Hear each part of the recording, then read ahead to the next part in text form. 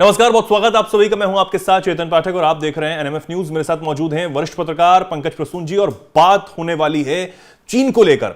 दरअसल चीन को साधने के लिए चीन की चालबाजियों को उसी की चालबाजी पर काबू करने के लिए भारत जो है समय समय पर दांव चलता हुआ अब नजर आ रहा है। एक तरफ ट्रंप जो हैं उन्होंने 47वें राष्ट्रपति के रूप में शपथ लेते ही सबसे पहला फोन चीन को खड़काया और एक अलग स्ट्रेटेजी उनकी इस बार नजर आई कि चीन को वो अलग तरीके से अपने काबू में करना चाहते हैं। लेकिन ताइवान के मुद्दे पर वो अमेरिका सीधे उलझ चुका है। इधर भारत जो है वो अलग रणनीति के साथ काम कर रहा है। मोदी सरकार जो है वो अलग खेल जो है वो रच रही है और इसी कड़ी में एनएसए अजीत डोभाल के बाद अब जो विदेश सचिव हैं विक्रम मिस्री वो बीजिंग का दौरा करने वाले हैं। 26 और 27 तारीख को वो बीजिंग में पहुंच रहे हैं और वहां पर उनकी खास मुलाकातें जो है वो होने वाली हैं। इसी पर हम चर्चा करेंगे। वीडियो के अंत तक आप बने रहिएगा। पंकज जी, चीन को अब काबू में करने के लिए जो रणनीतियां हैं वो अब अलग हो रही हैं, स्ट्रेटेजी अलग हो रही हैं, चाहे भारत की तरफ से हो या फिर अमेरिका की तरफ से हो या फिर कहीं और से भी। जो दिक्कतें चीन के साथ हैं उससे निपटने के लिए हम अलग अलग रणनीति बना रहे हैं। इसमें एक भारत ने एक बड़ा दांव यहां पर खेला है। देखिए, चीन को काबू में नहीं करना है, हमें चीन के साथ आगे बढ़ना है। और मोदी सरकार की रणनीति बिल्कुल स्पष्ट है। ट्रंप आए, उन्होंने पहली बात यह की कि आपके जो इलीगल इमिग्रेंट्स है, भारत ने कहा ठीक है भेज दो, नो इश्यू। फिर ने कहा कि ट्रंप ने कि आप हमारे यहाँ के सामानों पे टैरिफ ज्यादा लगाते हैं। मोदी सरकार ने कहा कम कर देंगे, मतलब कि हम लड़ेंगे नहीं, टकराव के रास्ते पर नहीं चलेंगे। तो थोड़े से पेसिफाइड ट्रंप हो गए। इधर भारत को पता है कि ट्रंप के साथ जो बिजनेस डील करना थोड़ा सा मुश्किल है, तो उसके शिकार चाइना भी होंगे और भारत भी होगा और दुनिया के तमाम देश होंगे जी। तो पिछले अक्टूबर में जब ये ब्रिक्स की मीटिंग थी, तो उस वक्त भारत और चाइना ने आपस में डिसाइड किया था कि हम एक काम करते हैं, बॉर्डर टेंशन को अपना कम करेंगे और दूसरे क्षेत्रों में अपने पार्टिसिपेशन को बढ़ाएंगे जी। हम अपना ट्रेड बढ़ाएंगे, कॉमर्स बढ़ाएंगे और जो जिस चीजों पे हम कॉमन हैं दुनिया के मोर्चे पे वहां हम एक साथ दिखेंगे। और उसके बाद आपको पता है कि शी जिनपिंग और नरेंद्र मोदी की मुलाकात हुई, दोनों ने बातचीत करना शुरू किया, कॉन्फिडेंस बिल्डिंग मेजर्स लिए जाने लगे। उसके बाद National Security Adviser Ajit Doval गए वहां पे पिछले ही महीने और वहां चाइना के फॉरेन मिनिस्टर वांग यी के साथ उनकी मुलाकात हुई और स्पेशल रिप्रेजेंटेटिव स्तर की डायलॉग जो थी उसको चालू किया गया जी। फिर जो डेप्सांग वाला इलाका है वहां से चाइना ने अपनी मिलिट्री हटाई है। डेप्सांग और अब जो है हाँ, ये दोनों जगहों से पीछे हुई है चाइना की फौज भी जी। और अब 26 और 27 तारीख को विक्रम मिस्री हैं जो फॉरेन सेक्रेटरी हैं भारत के, वो जा रहे हैं। 2 दिन की मुलाकात है उनकी और चाइना के साथ बातचीत होगी, कैसे पॉलिटिकल बातचीत है, इकोनॉमिक बातचीत है, पीपल टू पीपल डोमेन में कैसे बातचीत कर सकते हैं। कुल मिलाकर ये कहना है कि ये एक प्रोसेस है और ये शुरू हुआ है। और रशिया हो या चाइना हो या ईरान हो या जो भी रिसीविंग एंड पे हैं अमेरिकन फॉरेन पॉलिसी के, वो जान रहे हैं कि अगर हमने आपस में हाथ नहीं मिलाया और भारत के साथ भी अगर अच्छे से नहीं रहे ना तो हमारा नुकसान है। हम इंडिया को ज्यादा से ज्यादा इंगेज करें, नहीं तो इंडिया सीधे अमेरिका की तरफ चला जाएगा जी। ये नहीं होने देना है। और व्लादिमीर पुतिन ने साफ साफ कहा उस वक्त जो ब्रिक्स की समिट हो रही थी 23 अक्टूबर 2024 को, उस दिन ये तीनों नेताओं की बैठक हुई थी एक साथ। रशिया ने कहा कि देखो, इंडिया और चाइना का जो भी प्रॉब्लम है उसकी वजह से रशिया यानी मुझे भी समस्या आ रही है और दुनिया में हमारे दोस्त देशों को भी समस्या आ रही है। तुम्हारा इशू क्या है? बॉर्डर इशू है ना, एक मैकेनिज्म तैयार करो अलग अलग, जैसे जीओसी कमांडर स्तर की बातचीत होगी, उसके बाद रिप्रेजेंटेटिव स्तर की बात होगी जो कि अजीत डोभाल करने गए थे। इसे एक एक करके तुम सॉर्ट आउट करो और वक्त लो, उसमें कोई इशू नहीं है, लेकिन बॉर्डर टेंशन की वजह से दूसरी चीजों को हैम्पर नहीं करना चाहिए। बिल्कुल। और आप दोनों हाथ मिलाओ क्योंकि आप दोनों आर्थिक सुपर पावर हो और you are not competitor but a companion, ये बात वहां की गई। आप दोनों एक साथ बढ़ सकते हो। और मानव सभ्यता का इतिहास आप उठाकर देख लो जी। कि अधिकतर वक्त में भारत और चीन दोनों ग्रो करते रहे। जब यूरोप में डार्क एज था तब भी भारत और चीन दोनों एक साथ ग्रो करते, तो दोनों जब भी ग्रो करते हैं तो दुनिया में अस्थायी शांति होती है। दोनों राइवल नहीं है, दोनों कंपेनियन है। इस तरह की बातचीत वहां की गई थी। उसके बाद कजान की मैं बात कर रहा हूं, जो अक्टूबर 23 2024 में हुई थी। उसके बाद काफी मेजर्स लिए गए हैं, कॉन्फिडेंट बिल्डिंग मेजर्स लिए गए हैं, कई स्तरों पर बातचीत चल रही है और अपने विवादों को सुलझाने की भी कोशिश चल रही है। अगर एक तरीके से कहें कि ब्रिक्स को और ज्यादा मजबूत करने के लिए ये सब किया जा रहा है, ब्रिक्स को भी मजबूत करने के लिए किया जा रहा है और दुनिया में एक तरह से अमेरिकी दादागिरी रोकने के लिए भी एक तरह से खेमेबंदी है ये, जिसमें रशिया, चाइना, इंडिया, ईरान भी यहां पार्टिसिपेट करना चाहता है और बहुत सारे छोटे देश जो हैं वो भी चाहते हैं कि ये ब्लॉक मजबूत रहेगा तो बैलेंस ऑफ पावर रहेगा दुनिया में। बिल्कुल, चाहे इकोनॉमिक पावर का बैलेंस हो या मिलिट्री बैलेंस हो, हर तरह से रहेगा। अगर एक तरफा हो जाएगा तो हमें वही दुष्परिणाम भुगतने पड़ेंगे जो कि रशिया के डिसइंटीग्रेशन से लेके और दोबारा उसके खड़ा होने के बीच में जो हुआ था। कई देशों के साथ आप बताइए ना, ये अरब में वॉर हुआ, इराक, सद्दाम हुसैन को पूरे अरब में कई देशों में तख्ता पलट कर दिया। उसके बाद अभी आप देखिए कि जो बिडेन के कार्यकाल में साउथ एशिया में लगभग हर देश में, पाकिस्तान में तख्ता पलट हुआ, बांग्लादेश में तख्ता पलट हुआ, म्यांमार में साजिश जारी है, श्रीलंका में हुआ, मालदीव में हुआ, किस किस देशों में नहीं हुआ। तो ये लोग डिस्टर्ब करते रहेंगे, क्योंकि अमेरिका की एक पॉलिसी ये भी है कि अगर आप बहुत तेजी से ग्रो नहीं करो, मतलब अमेरिका तेजी से ग्रो नहीं कर रहा है तो जो ग्रो कर रहा है उसे डिस्टर्ब करो। इस बात को चाइना भी समझ रहा है, इंडिया भी समझ रहा है और रशिया भी समझ रहा है जी। तो इन्होंने कहा कि हम अपने विवादों को, जहां तक देखिए, रशिया इंडिया का कोई विवाद नहीं, रशिया चाइना का कोई विवाद नहीं, रशिया चाहता है कि इंडिया और चाइना का भी कोई विवाद नहीं होना चाहिए। बॉर्डर इश्यूज है ना आज की दुनिया में और आज की डिप्लोमेसी में, border issues is not a big deal. Trade and commerce is जी। अगर आपका व्यापार बढ़ रहा है, आप दोनों कई क्षेत्रों में एक दूसरे का सहयोग कर रहे हो, तो बॉर्डर इशू तो अपने आप रिजॉल्व हो जाता है जी। और हमने देखा है सऊदी अरब जैसे देश के साथ, कतर जैसे देश के साथ हमारे व्यापार की वजह से कई छोटे मोटे प्रॉब्लम्स अपने आप सॉल्व हो जाते हैं। जैसे कि अभी नौसैनिक हमारे पकड़े गए थे कतर में। बिल्कुल, कतर को पता था कि भारत के साथ संबंध खराब करेंगे, ये नौसैनिक बहुत बड़े बिग डील नहीं है, बोला ले जाओ अपना, हम 4 डील और कर लेंगे बिलियंस ऑफ डॉलर्स के जी। अब देखिए ना, इजराइल और भारत को देखिए कितना विकट परिस्थिति है, हमें अरब देशों के साथ भी बैलेंस बना के रखना है, लेकिन इसके बावजूद इजराइल और भारत के बीच डिफेंस डील्स हो रहे हैं। तो ट्रेड और कॉमर्स ये आज की दुनिया की वास्तविकता है और यही सबसे महत्वपूर्ण है जी। जो 19वीं शताब्दी होगी, हो सकता है कि बॉर्डर बहुत बड़ी चीज होगी।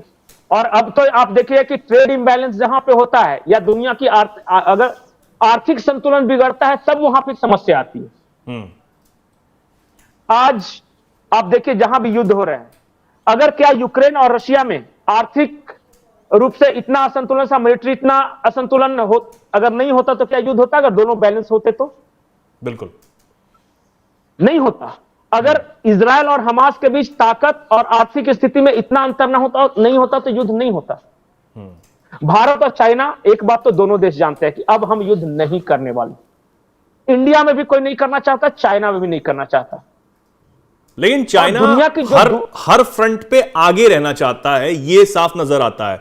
चाहे उसने लद्दाख वाले क्षेत्र में अपनी चीजों को कम किया हो, लेकिन उसके बाद वहां पर मिलिट्री एक्सरसाइज करना, या फिर अरुणाचल प्रदेश के इधर मिलिट्री एक्सरसाइज करना, और इधर अपने क्षेत्रों को चाहे हम अपना नाम भी रख देते हैं और कुछ भी गतिविधि वहां पर करते हैं, अपने ही क्षेत्र में करते हैं, तो वो सीधा बीजिंग से जो है तमाम चीजों को लेकर टिप्पणियां आने लगती हैं, प्रतिक्रियाएं सामने आने लगती हैं। तो अगर चीन ये चाहता है कि अमेरिका का जो पावर है उससे हमारा पावर जो है वो मैच करे या फिर ऊपर जाए, उसके लिए उससे तमाम देशों की जरूरत है, जिसमें महत्वपूर्ण जो स्थान है वो भारत रखता है।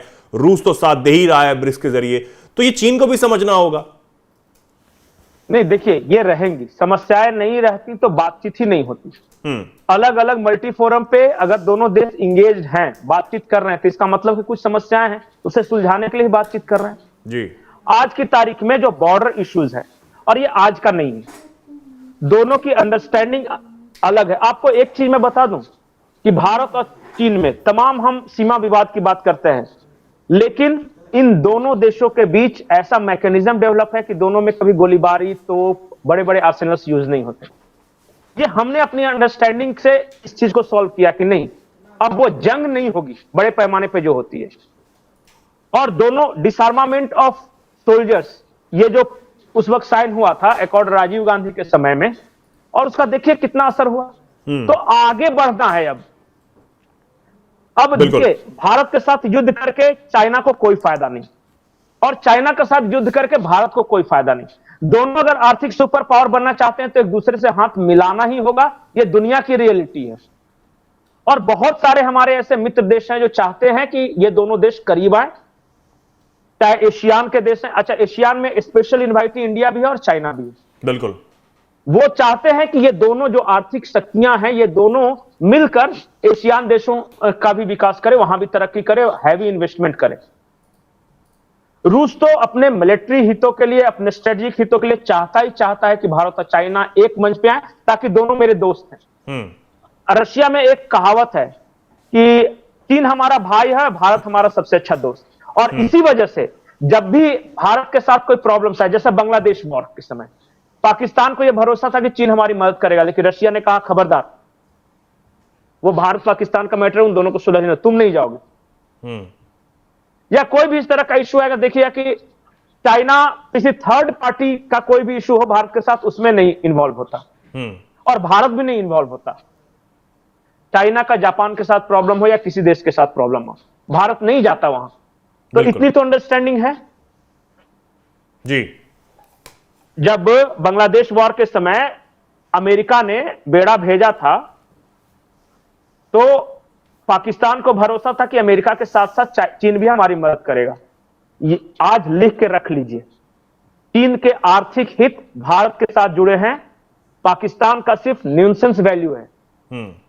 भारत को प्रेशराइज करने के लिए, बोलते हैं ना कि बड़ा जमींदार कुछ लठैत रखता है ताकि वसूली वगैरह का काम आ सके। पाकिस्तान चाइना के लिए वही लठैत है, बस सिर्फ उसको पाल पोस के इसलिए रखता है कि इंडिया को, लेकिन उसका काम भी पाकिस्तान अच्छे से कर नहीं पाता है। नहीं कर पाता। अब वो लठैत भी कमजोर हो गया है अब पहले वाली शक्ति नहीं रही, इसी वजह से। तो एक बात समझ जाइए कि भारत और चाइना, ये दोनों का रिलेशंस टॉप लेवल का, 10वें रैंक का है। भारत पाकिस्तान का दूसरे नंबर का है। तो हम दोनों जो इंगेज करेंगे, और जितना हम एक दूसरे को दे सकते हैं, दुनिया के कोई देश एक दूसरे को नहीं दे सकता है, नॉट इवन अमेरिका। बिल्कुल। चाइना भी चाहता है कि भारत के साथ हम अपना इन्वेस्टमेंट बढ़ाएं, और भारत भी चाहता है कि जो ट्रेड बैलेंस है दोनों देशों के बीच, वो कम कर सके। और देखिए, इसीलिए अलग अलग इंस्टीट्यूशनलाइज बातचीत चल रही है। बॉर्डर इशू को लेकर जीओसी स्तर की बातचीत है, उस वहां पे प्रॉब्लम नहीं सॉल्व होता तो स्ट्रेटेजिक लेवल, जो कि हमारे ये नेशनल सिक्योरिटी एडवाइजर है जी, चीन के अपने समकक्ष से मिलते हैं, हमारा फॉरेन सेक्रेटरी जा रहे हैं, वो मिलते हैं, फिर अंत में जाके मोदी और शी जिनपिंग की मुलाकात होती है, अलग अलग, ये चलता रहेगा। और एक वक्त आएगा, मुझे पूरा यकीन है कि ये दुनिया के दो सुपर पावर एक साथ मिलकर आगे बढ़ सकते हैं, और ये दोनों बढ़ेंगे तो एक बैलेंस ऑफ पावर रहेगा। जी बिल्कुल। और भारत ने चीजें बढ़ाई भी हैं। जब से रूस में ब्रिक्स सम्मेलन हुआ और प्रधानमंत्री नरेंद्र मोदी और जो शी जिनपिंग है राष्ट्रपति चीन के, उनकी मुलाकात को लेकर सबकी नजरें थीं। उनकी मुलाकात पर जब सबकी नजरें थीं तो ये मुलाकात हुई, काफी सारी खबरें बनी, तस्वीरें सामने आई, और उसके बाद भारत आने के बाद अभी कुछ समय पहले एनएसए अजीत डोभाल खुद चाइना गए थे, बीजिंग गए थे, वहां उन्होंने एक समिट में हिस्सा लिया, और इसके बाद अब जो है विक्रम मिस्री जो है वो कल जा रहे हैं 2 दिनों के दौरे पर। जी कुछ कह रहे हैं पंकज जी? हाँ, आखिरी बात मैं बोल रहा हूं कि नरेंद्र मोदी जी ने अपना पहला पॉडकास्ट किया, हाँ, और पहली बार वो था, और उन्होंने बहुत सारे इश्यूज पे बात की। लेकिन आपने देखा, जब भी फॉरेन रिलेशंस पे बात की तो इंडिया और चाइना के बारे में उन्होंने क्या कहा? उन्होंने ये कहा कि जब मैं शी जिनपिंग ने मुझे फोन किया और शी जिनपिंग ने मुझे बताया कि तुम्हारे और मेरे बीच एक गहरा रिश्ता है। तुम्हारे वलसड में वो चीनी यात्री थे वेनसांग या फायान थे, कोई मुझे एग्जैक्ट नाम नहीं आ रहा। वो आपके गांव गए, उसके बाद वो मेरे गांव आकर रहे, वहां मेरे गांव आए। हाँ, तो बताइए, नरेंद्र मोदी जैसा आदमी अपने पॉडकास्ट में इस बात का जिक्र क्यों कर रहा है? वो चाहते तो पाकिस्तान के बारे में जिक्र कर सकते थे, अमेरिका के बारे में जिक्र कर सकते थे। बिल्कुल। वो नरेंद्र मोदी कुछ भी अकारण नहीं बोलते। बिल्कुल। और उन्होंने जब चाइना के साथ इस बोनहोमी, वार्म और अपने अच्छे रिश्तों की चर्चा की ना, तो उसका इंडिकेशन समझ लेना चाहिए कि किस रास्ते पे सरकार की पॉलिसी बढ़ने वाली है। बिल्कुल। और अब देखने वाली बात होगी कि अगला जो प्लान है, वो अगली स्ट्रेटेजी क्या रहने वाली है और इस दौरे को लेकर क्या खबरें सामने आएंगी, इस दौरे का क्या मायने हैं, ये तो हमने समझे ही, लेकिन अब इस दौरे के बाद क्या कुछ निकलकर वहां से सामने आता है, क्या अच्छी चीजें जो हैं वो भारत और खुद चाइना के पक्ष में निकलकर सामने आएंगी। अब इस पर नजर पूरी तरीके से अमेरिका की भी है, ये बिल्कुल साफ है। अब आगे क्या होता है ये देखने वाली बात होती है। फिलहाल के लिए पंकज जी आपका बहुत बहुत धन्यवाद, हमारे दर्शकों को बहुत बहुत धन्यवाद इस खबर पर, इस जानकारी पर और इस मुलाकात पर। जो भी कुछ कहना चाहते हैं वो बताएंगे। पंकज जी कुछ कह रहे हैं। हाँ नहीं, आखिरी लाइन में बोलूंगा, जो कहा ना कि क्या कुछ निकलकर सामने आता है, एक बार में नहीं होगा, ये ग्रेजुअली होगा, धीरे धीरे धीरे धीरे प्रोग्रेस होगा दोनों देशों के रिश्तों में। बिल्कुल वो प्रोग्रेस होगा, लेकिन इसका सुखद परिणाम आज से 5 साल बाद, 10 साल बाद निकलकर सामने आ सकता है, क्योंकि बहुत सारे छोटे छोटे इशू को हम रिजॉल्व करते जा रहे हैं, आपको पता नहीं चल रहा है। बिल्कुल, ये बात बिल्कुल सच है। और हमारे दर्शक इस पर क्या कुछ सोचते हैं वो कमेंट सेक्शन में आप जरूर लिखें और ऐसे ही जुड़े रहें, देखते रहें एनएमएफ न्यूज। नमस्कार।